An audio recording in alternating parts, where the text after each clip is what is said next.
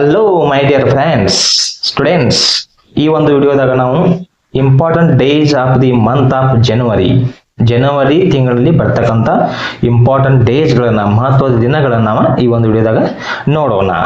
Okay,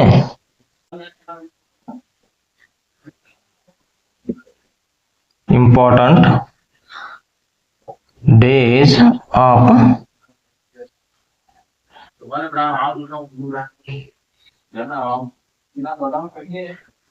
January month.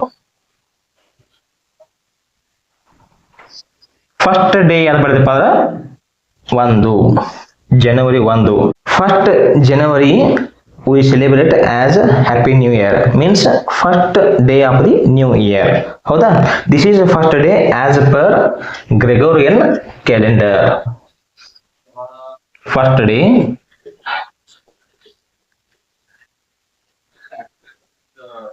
of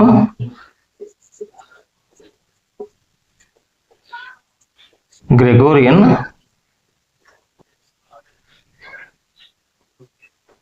calendar.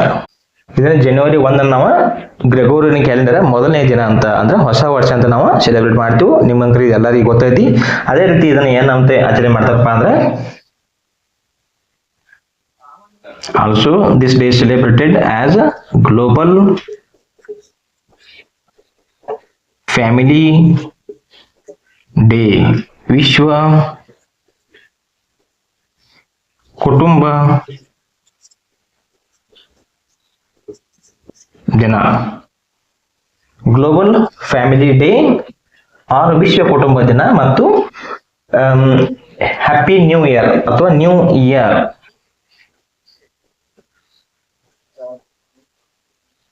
New year ಅಂತ ನಾವು ಈ ಒಂದು ಗ್ರೆಗೋರಿಯನ್ ಕ್ಯಾಲೆಂಡರ್ ಫಸ್ಟ್ ಡೇ ಆದಂತ ಜನವರಿ 1 ನಾವು ಎಲ್ಲರೂ ಆಚರಿಸ್ತೀವಿ. Second date is 9 January 9. This day is celebrated as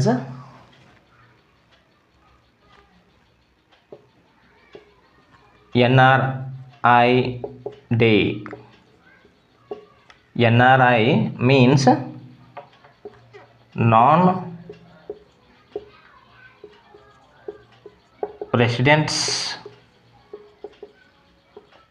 of India, ಅಂದ್ರೆ ಅನಿವಾಸಿ ಭಾರತೀಯರ ದಿನ. ಅನಿವಾಸಿ ಭಾರತೀಯರ ದಿನ. ಅದೇ ರೀತಿ ಈ ದಿನವನ್ನು ಮತ್ತೊಂದು ರೀತಿಯಾಗಿ ಆಚರಿಸ್ತಾರೆ. ಪ್ರವಾಸಿ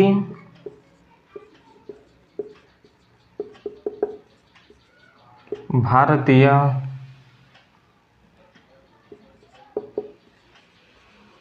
ದಿವಸ. ಪ್ರವಾಸಿ ಭಾರತೀಯ ದಿವಸ PBD,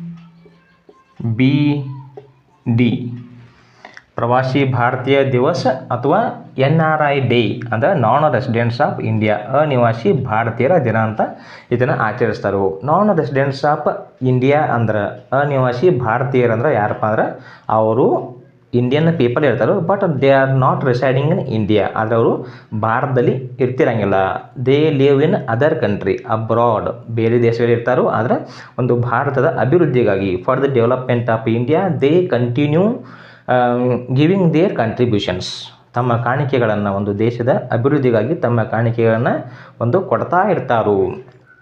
ದೇಶದ ಅಭಿವೃದ್ಧಿಯಲ್ಲಿ ತಮ್ಮದೇ ಆದ ಒಂದು ಮಹತ್ವವನ್ನು, ಅವರ ಕಾಣಿಕೆಯನ್ನು ಒಂದು ಕೊಡ್ತಾ ಇರ್ತಾರೋ. ಅವ್ರಿಗೆ ಏನಂತಾರೋ ನಾನ್ ರೆಸಿಡೆಂಟ್ಸ್ ಆಫ್ ಇಂಡಿಯಾ ಅಂತ ಹೇಳ್ತಾರೋ.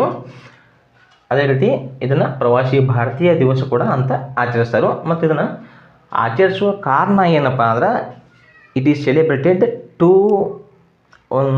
ಕಮ್ಮೆಮೊರೇಟ್ or remark the return of Mahatma Gandhi. ಇದನ್ನ ಎದಕ್ಕೆ ಆಚರಿಸ್ತಾರಪ್ಪ ಅಂದ್ರೆ, to commemorate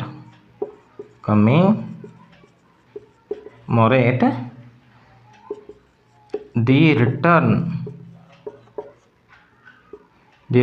of Mahatma Gandhi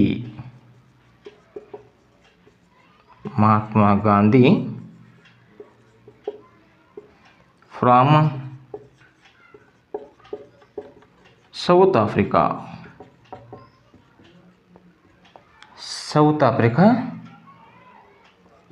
to India in 1915.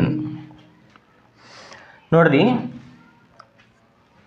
Mahatma Gandhi had gone to South Africa for legal case, ಒಂದು ಕಾನೂನಿನ ಒಂದು ಪ್ರಕರಣಕ್ಕಾಗಿ ಏನು ಮಾಡ್ತಾರೋ ಸೌತ್ ಆಫ್ರಿಕಾ ಹೋಗಿರ್ತಾರೋ. ಅಲ್ಲಿಂದ ಆ ಒಂದು ಪ್ರಕರಣದಲ್ಲಿ ಭಾಗಿಯಾಗಿ ವಾದ ಮಾಡಿ after they return to India in 1915 1915 ಹೊಳ್ಳಿ ಅವರ ಇಂಡಿಯಾಕ್ಕೆ ಎಂಟರ್ ಆಗಿ ಏನು ಮಾಡ್ತಾರೋ ಒಂದು ಇಂಡಿಪೆಂಡೆನ್ಸ್ ಒಂದು ಮೂಮೆಂಟ್ದಾಗ ಅವರ ಸ್ವಾತಂತ್ರ್ಯ ಚಳುವಳಿಯೊಳಗೆ ಭಾಗಿಯಾಗ್ತಾರೋ. ಹೌದಾ, ಆ ಒಂದು 1915 ಅವರು ಸೌತ್ ಆಫ್ರಿಕಾದಿಂದ ಹೊಳ್ಳಿ ಭಾರತಕ್ಕೆ ಬಂದಿದ್ದನ್ನು ಕಮ್ಮೆಮೊರೇಟ್ ಮಾಡೋಕ್ಕೆ, ಅಂದ್ರೆ ಒಂದು ರೀಕಾಲ್ ಮಾಡೋಕ್ಕೆ, ನೆನಪಿಸಿಕೊಳ್ಳೋಕೆ, ಸ್ಮರಿಸುವುದಕ್ಕಾಗಿ ಈ ಒಂದು ದಿನವನ್ನು ಏನಪ್ಪ ಅಂದ್ರೆ ಪ್ರವಾಸಿ ಭಾರತೀಯ ದಿನ ಅಂತ ಅಥವಾ ನಾನ್ ರೆಸಿಡೆಂಟ್ಸ್ ಆಫ್ ಇಂಡಿಯಾ NRID ಅಂತ ಇದನ್ನು ಆಚರಣೆ ಮಾಡ್ತಾರೆ. ಮತ್ತಿದು ಅದೇ ರೀತಿ ಏನಪ್ಪ ಅಂದರೆ ಈ ಒಂದು ಅನಿವಾಸಿ ಭಾರತೀಯರ ಒಂದು ಕಾಂಟ್ರಿಬ್ಯೂಷನ್ ಕೂಡ ಇದರಲ್ಲಿ ಈ ದಿನ ನಾವು ಸ್ಮರಿಸ್ತೀವಿ. ಅನಿವಾಸಿ ಭಾರತೀಯರು ನಮ್ಮ ದೇಶದ ಅಭಿವೃದ್ಧಿಗಾಗಿ ಏನೇನು ಕಾಣಿಕೆ ಕೊಡಕತ್ತಾರೋ ಅನ್ನೋದನ್ನು ನಾವು ಈ ದಿನ ಒಂದು ನೆನಪಿಸಿಕೊಳ್ತಕ್ಕಂಥ ದಿನ ಆಗೈತಿ. ಮುಂದೆ ಈ ದಿನವನ್ನು ಒಂದು ಸಿನ್ಸ್ 2015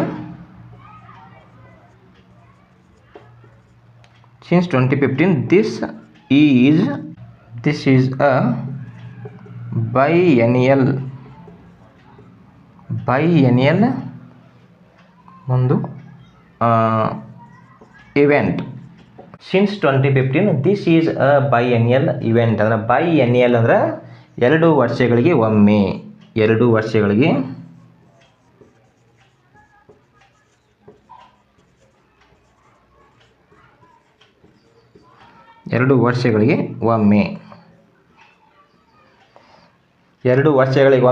ಒಂದು ಸೆಲೆಬ್ರೇಟ್ ಮಾಡ್ತಕ್ಕಂಥ ದಿನ ಐತಿ. This is not celebrated every year. Keep in mind, this is biennial event. It is celebrated once in 2 years. 2 ವರ್ಷಗಳಲ್ಲಿ ಒಂದು ಸಲ ಮಾತ್ರ ಇದನ್ನು ಆಚರಿಸ್ತಾರೋ. ಓಕೆ, ಮತ್ತು ಬೈ ಆ್ಯನ್ಯುವಲ್ ಬರುತ್ತೆ. ಬೈ ಆ್ಯನ್ಯುವಲ್ ಬತ್ತಪ್ಪ ಅಂದ್ರೆ ಟ್ವೈಸ್ ಇನ್ ಇಯರ್, ಒಂದು ವರ್ಷದಾಗ 2 ಸಲ ಅಂತ ಬೈ ಆ್ಯನ್ಯುವಲ್ ಬರ್ತದೆ.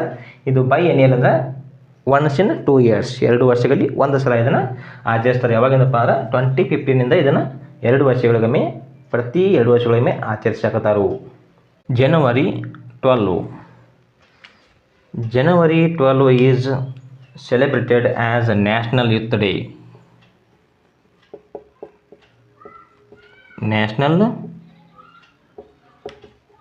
Youth Day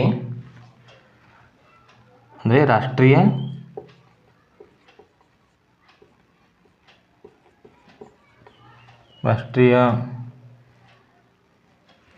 ಒಂದು ಯುವ ದಿನ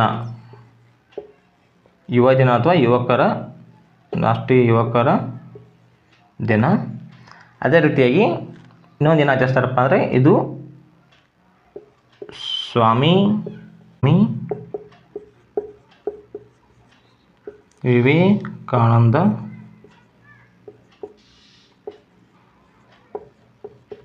ಜಯಂತಿ. ಅಂದರೆ ಸ್ವಾಮಿ ವಿವೇಕಾನಂದರ ಜಯಂತಿ ಎಂದು ಕೂಡ ಆಚರಿಸ್ತಾರೆ. ಇದನ್ನು ಸ್ವಾಮಿ ವಿವೇಕಾನಂದರ ಜಯಂತಿ ಅಂತ ಕೂಡ ಇದನ್ನು ಆಚರಿಸ್ತಾರೆ. ಹೌದಾ, January 12 ಏನೇನು ಆಚರಿಸ್ತಾರಪ್ಪ ಅಂದ್ರೆ ನ್ಯಾಷನಲ್ ಯೂತ್ ಡೇ ಅಂದರೆ ರಾಷ್ಟ್ರೀಯ ಯುವಕರ ದಿನ ಅಥವಾ ಯುವ ಜನರ ದಿನ ಅಂತ. ಹಾಗೆ ಸ್ವಾಮಿ ವಿವೇಕಾನಂದರ ಜಯಂತಿ ಅಂದರೆ ಅವರು ಒಂದು ಹುಟ್ಟಿದಂಥ ದಿನವನ್ನು ಒಂದು January 12 ಅಂತ ಆಚರಿಸ್ತಾರೆ. ಇದನ್ನೇ ಮಾಡ್ತೀವಿ government of India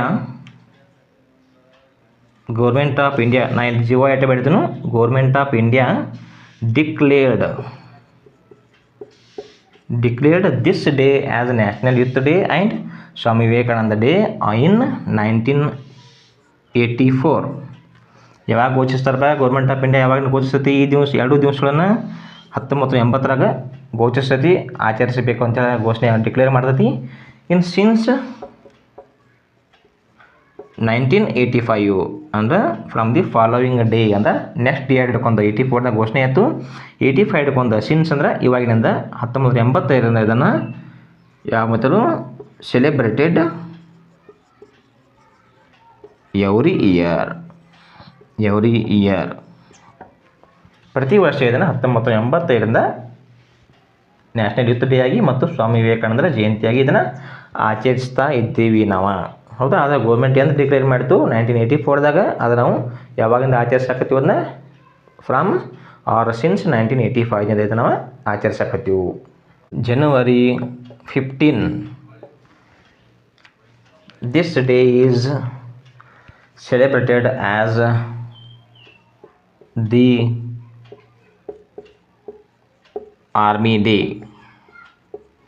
army day ಅಂದರೆ ಭೂಸೇನಾ ದಿನ ಅಥವಾ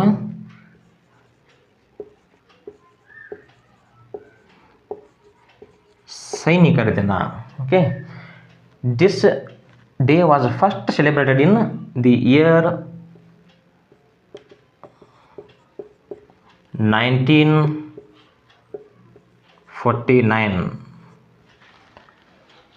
1949ದಾಗ ಫಸ್ಟ್ ಜನವರಿ 15 ಆರ್ಮಿ ಡೇ ಭೂಸೇನಾ ದಿನ ಅಥವಾ ಸೈನಿಕರ ದಿನ ಅಂತ ಆಚರಿಸ್ತಾರೆ. Why this day celebrated as the army day ಅಂತ ಈ ದಿನವನ್ನು ಯಾಕೆ ಆಚರಿಸ್ತಾರಪ್ಪ ಅಂದ್ರೆ, on this day lieutenant general KM Cariappa became the first commander in chief of the Indian Army. Indian Army succeeding General Francis Roy Butcher. ನೋಡ್ರಿ, ಈ ದಿನವನ್ನು ಯಾಕೆ ಆಚರಿಸ್ತಾರಪ್ಪ ದಿ ಆರ್ಮಿ ಡೇ ಅಂತ ಹೇಳಿದ್ರೆ, ಈ ಒಂದು ದಿನದಾಗ ಇನ್ನು ಜನವರಿ 15 ಏನಾಗತ್ತಿ, after India got its independence, ಇಂಡಿಯಾಕ್ಕೆ ಸ್ವಾತಂತ್ರ್ಯ ಸಿಕ್ಕಣ ಅಂತ ಏನಾಗತ್ತಿ ಜನವರಿ 15ರಂದು ಲೆಫ್ಟಿನೆಂಟ್ ಜನರಲ್ KM ಕರಿಯಪ್ಪ ಅಂತ ಒಬ್ಬ ಸೈನಿಕ ಅಧಿಕಾರಿ ಏನು ಮಾಡ್ತಾನೋ, became the first commander in chief of the Indian army succeeding general Francis Roy Bucher. ಅಂದರೆ ಫ್ರಾನ್ಸಿಸ್ ರಾಯ್ ಬುಚರ್ ಅಂತಕ್ಕಂಥ ಇಂಗ್ಲೀಷ್ ಅಧಿಕಾರಿಯ ಒಂದು ಕೈಯಿಂದ ಅಧಿಕಾರವನ್ನು ಕೆತ್ಕೊಂಡು ಏನಕ್ಕನು ಫಸ್ಟ್ ಆಫ್ ಆಲ್ ಅಧಿಕಾರವನ್ನು ಪಡ್ಕೊಂಡ ಭಾರತೀಯ ಭೂಸೇನೆಯ ಇಂಡಿಯನ್ ಆರ್ಮಿಯ ಫಸ್ಟ್ ಕಮಾಂಡರ್ ಇನ್ ಚೀಫ್ ಅಕ್ಕನು. ಅಂದರೆ ಭಾರತದ ಫಸ್ಟ್ ಕಮಾಂಡರ್ ಇನ್ ಚೀಫ್ ಅಂದರೆ ಒಂದು ಕಮಾಂಡರ್ ಅಂದ್ರೆ ವಿಂಗ್ ಅದೊಂದು, ಹೌದಾ, ಆ ಒಂದು ವಿಂಗ್ ಅದೊಂದು ಮುಖ್ಯ ಮೊದಲ ಭಾರತೀಯ ಒಂದು ಹೆಡ್ ಅಕ್ಕನು. ಆದ್ದರಿಂದ ಈ ದಿನವನ್ನು ನಾವೇನು ಆಚರಿಸ್ತೀವಪ್ಪ ಅಂದರೆ ಒಂದು ಇಂಡಿಯನ್ ಆರ್ಮಿ ಡೇ ಅಂತ ನಾವು ಇದನ್ನು ಆಚರಿಸ್ತೀವಿ. ಫಸ್ಟ್ ಡೇ ಯಾವಾಗ ಆಚರಿಸಲ್ಪಟ್ಟಿದ್ದಪ್ಪ ಅಂದರೆ 1949 ಆಚರಿಸಲ್ಪಟ್ಟಿದ್ದು. ಯಾಕಪ್ಪ ಅಂದ್ರೆ ಈ ದಿವಸ lieutenant general KM Cariappa became the first commander in chief of the Indian army succeeding general Francis Roy Butcher ನಂತರ ಏನು ಮಾಡ್ತಾನಪ್ಪ, KM ಕರಿಯಪ್ಪ ಭಾರತದ ಆರ್ಮಿಯ ಫಸ್ಟ್ ಕಮಾಂಡರ್ ಇನ್ ಚೀಫ್ ಅಕಾನು. ಹೌದಾ, ಮುಖ್ಯ ಅತ್ಯಂತ ಹೆಚ್ಚಿನ ಒಂದು ಮೊದಲನೇ ಸ್ಥಾನದಲ್ಲಿರ್ತಕ್ಕಂಥ ಹೆಡ್ ಮುಖ್ಯಸ್ಥ ಅಕಾನು. ಆದ್ದರಿಂದ ಈ ದಿನವನ್ನು ನಾವು ಒಂದು ಇಂಡಿಯನ್ ಆರ್ಮಿ ಡೇ ಅಂತ ಆಚರಿಸ್ತೀವಿ. January 26 ಈ ಒಂದು ದಿನವನ್ನು ನಾವೇನು ಆಚರಿಸ್ತೀವಪ್ಪ ಅಂದ್ರೆ ಇಂಡಿಯಾಸ್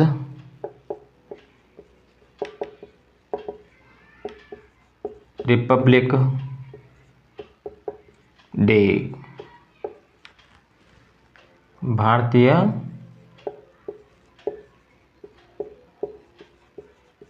ಅಥವಾ ಭಾರತದ ಗಣರಾಜ್ಯ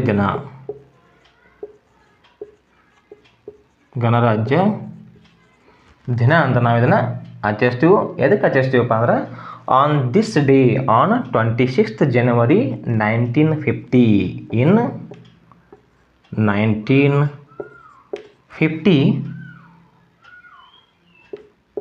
ದಿ ಇಂಡಿಯನ್ ಕಾನ್ಸ್ಟಿಟ್ಯೂಷನ್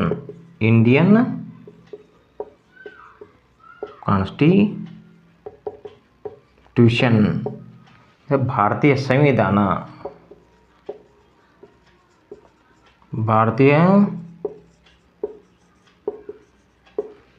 ಸಂವಿಧಾನ came into being or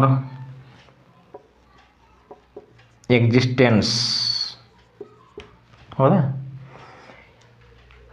January 26, 1950 the Indian ಕಾನ್ಸ್ಟಿಟ್ಯೂಷನ್ನ ಭಾರತೀಯ ಸಂವಿಧಾನ, constitution is A book of rules and regulation.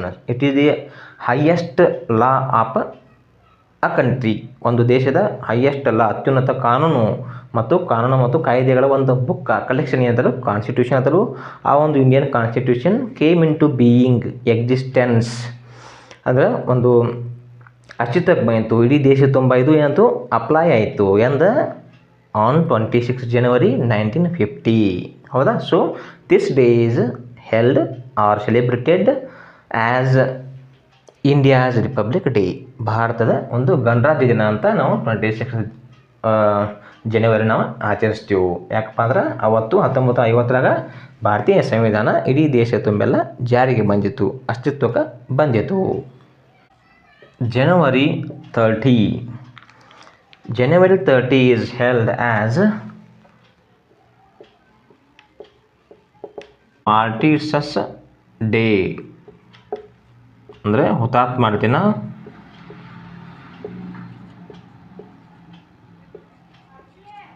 ಹುತಾತ್ಮರ ದಿನ ಅಥವಾ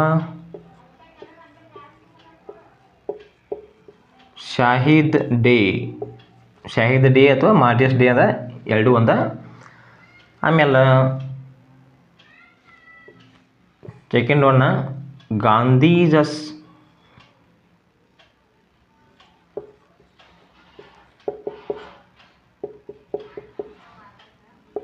ಪುಣ್ಯತಿಥಿ, ಗಾಂಧೀಜ ಪುಣ್ಯತಿಥಿ ಆರ್ ಡೆತ್ ಎನಿವರ್ಸರಿ.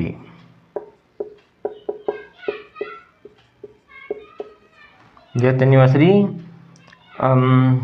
ಗಾಂಧಿ ಏನು ಮಾಡ್ತಾನಪ್ಪ 1948 he was killed or assassinated by Nathuram Godse. Nathuram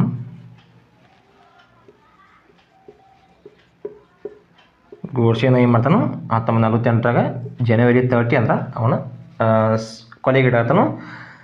and finally Sarvodaya day ಅಂದರೆ welfare of or development of all, welfare of all, ಎಲ್ಲರ ಒಂದು ಕಲ್ಯಾಣ ಅಥವಾ ಅಭಿವೃದ್ಧಿ ಅಥವಾ ಎಲ್ಲರೂ ಒಂದು ಉತ್ತಮವಾದ ರೀತಿಯಲ್ಲಿ ಬದುಕು ಬಾಳಬೇಕು ಅನ್ನೋ ಒಂದು ಉದ್ದೇಶ. ಓಕೆ ನೋಡಿರಿ, ಜನವರಿ 30 ಏನೇನು ಯಾವ ರೀತಿಯಾಗಿ ಆಚರಣೆ ಆಗತ್ತಪ್ಪ ಅಂದ್ರೆ ಒಂದು ಮಾರ್ಟಿರ್ಸಸ್ ಡೇ. ಮಾರ್ಟೀರ್ ಅಂದ್ರೆ one who sacrifices his life for sacred or for a noble cause. ಒಂದು ಉನ್ನತವಾದ ಒಂದು ಕಾರಣಕ್ಕಾಗಿ, ಒಂದು ಉದ್ದೇಶಗಳಿಗೆ ತನ್ನ ಜೀವನವನ್ನು ಕೊಡ್ತಕ್ಕಂತಹ ಒಬ್ಬ ವ್ಯಕ್ತಿಗೆ ಅಂತಾರೆ ಮಾರ್ಟಿರ್ ಅಂತ ಕರೀತಾರೆ. ಆ ಒಂದು ಮಾರ್ಟಿರ್ಸಸ್ ಡೇ ಆಗಿ, ಹುತಾತ್ಮರ ದಿನವಾಗಿ ಅಥವಾ ಶಾಹಿದ್ ಡೇ ಆಗಿ ಈ ಒಂದು ಜನವರಿ 30 ಆಚರಿಸ್ತಾರೆ.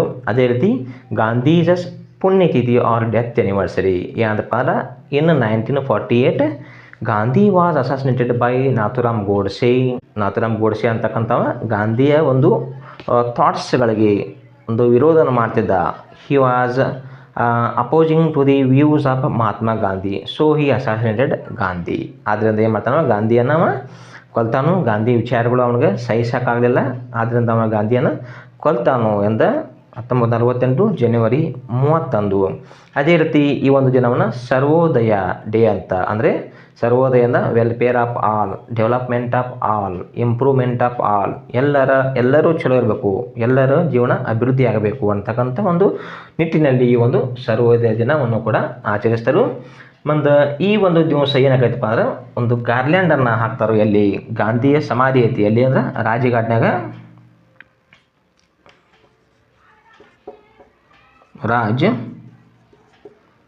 ರಾಜ್ಘಾಟ್ದಾಗ ಏನು ಮಾಡ್ತಾರೆ, ಒಂದು ಗಾರ್ಲ್ಯಾಂಡ್ ಅಂದ್ರೆ ಒಂದು ಹೂವಿನ ಮಾಲೆಯನ್ನು ಆ ಒಂದು ಗಾಂಧಿ ಸಮಾಧಿಗೆ ಹಾಕ್ತಾರೆ. ಆಮೇಲೆ ದೇಶದಾದ್ಯಂತ ಅಕ್ರಾಸ್ ದಿ ಕಂಟ್ರಿ 2 ಮಿನಿಟ್ಸ್ ಸೈಲೆನ್ಸನ್ನು ಅಂದರೆ ಶಾಂತವಾಗಿ ಒಂದು ಮೌನವನ್ನು ಆಚರಿಸೋದನ್ನು ಮಾಡ್ತಾರೆ. 2 minutes silence across the country at